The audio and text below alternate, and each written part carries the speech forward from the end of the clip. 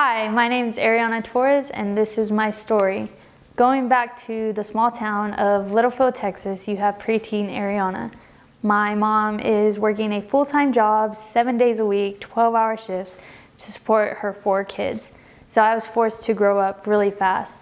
This led to me having a lot of big emotions that I just didn't know how to deal with. I was looking for love, acceptance, and validation, and I quickly found that I could find that within the world, or at least a version of it. I made a group of friends that weren't too good for me. I would sneak out of class, I would smoke weed, I would be involved in drama and obsess over boys. While I didn't get too much attention from boys, I turned to a homosexual lifestyle. Meanwhile, while I'm finding my way in sin, my mom's starting to find her relationship with Christ.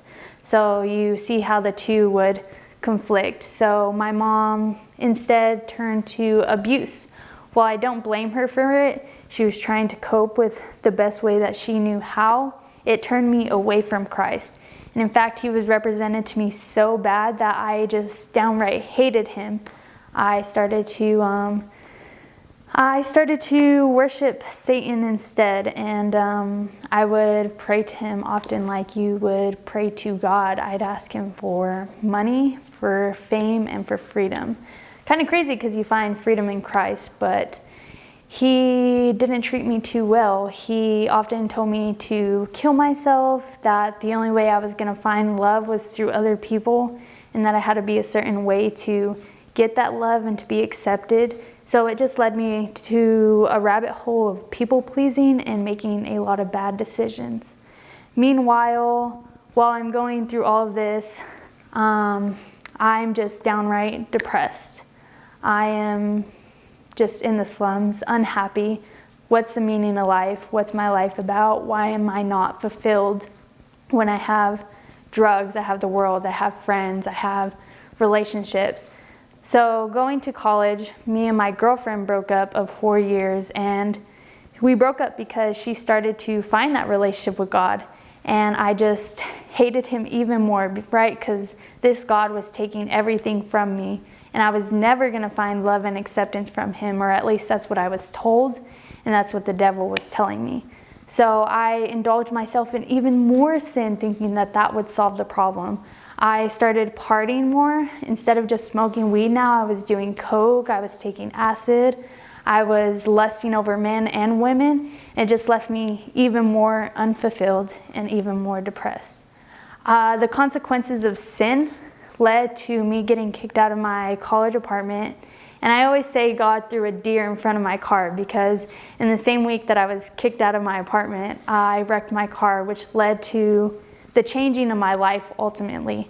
I had to move back home. I had to get a new car, a new life, new job, new friends, because I was in a new town. And I remember the first night in my apartment, I said what I think was the most honest prayer I had ever had in my entire life up to that point. And it was simply, help me not make the same mistakes that I did last time. While the transformation was not overnight by any means, I started to hear this second voice in my head, challenging me to make the harder decision in everything that I did, and just giving me a lot of wisdom and life advice that I was taking. It was helping me be more responsible and a better person and more sound. One of the first things the voice told me was, why are you going to act on emotion when emotion's always changing? And it's very true. I was definitely dependent on my emotions. If I was angry, I was going to do something because I was angry. I was impulsive. If I was sad, and that's it. I was depressed. I was going to lay in bed all day. And I was forced to reflect on my life and see how my emotions caused a lot of things in my life because I was choosing to act on them. And there were many things like that, and little wisdom and life lessons that I was taking and now applying to my life through this voice who was teaching me and evaluating my past life. I didn't know that it was God yet. I just kind of thought it was my own voice in my own head, and I was like, how smart am I? But I heard something on TikTok actually that said, his sheep know his voice. And something in my head just kind of like clicked at that moment. And I was like, oh wow, this is God. and He is teaching me and He is pursuing me.